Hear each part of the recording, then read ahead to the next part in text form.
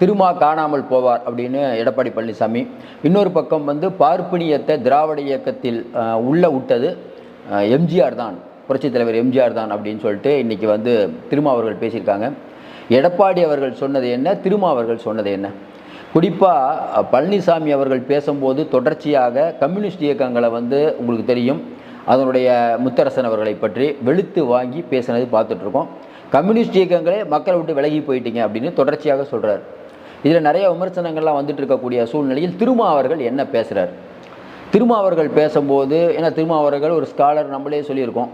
அப்படிப்பட்ட சூழ்நிலையில் இன்றைக்கி கலைஞருக்கு எதிராக புரட்சித் தலைவர் எம்ஜிஆர் அவர்கள் உள்ளே வரும்போது பார்ப்பனியம் சேர்ந்து உள்ளே வந்துருச்சு. அதற்கு எடுத்துக்காட்டு தான் ஜெயலலிதா அவர்கள் உள்ளே வந்தாங்க அப்படின்னு திருமா அவர்கள் சொல்கிறாரு.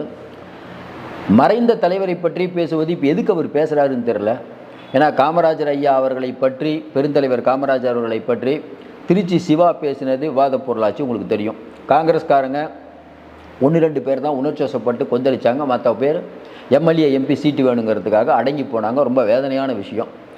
அப்படிப்பட்ட சூழ்நிலையில் மீண்டும் இன்றைக்கி எம்ஜிஆர் அவர்களை புகழ்கிற மாதிரி பேசி, எம்ஜிஆர் அவரை என்ன புகழ்கிறாருன்னா, தேசிய கட்சிகள் இங்கே வளராமல் இருந்ததற்கு காரணம் எம்ஜிஆர், கலைஞருக்கு நேராக எம்ஜிஆர் நிற்கணுன்னு திராவிட கட்சிகள் தான் இருந்தது, அது ஒரு நன்மை அப்படிங்கிறார். ஆனால் முதல்ல சொன்ன வார்த்தை ஜெயலலிதா அம்மா அவர்களை உள்ளே கொண்டு வந்ததன் மூலமாக பார்ப்பனியம் உள்ளே வந்ததுங்கிறார்.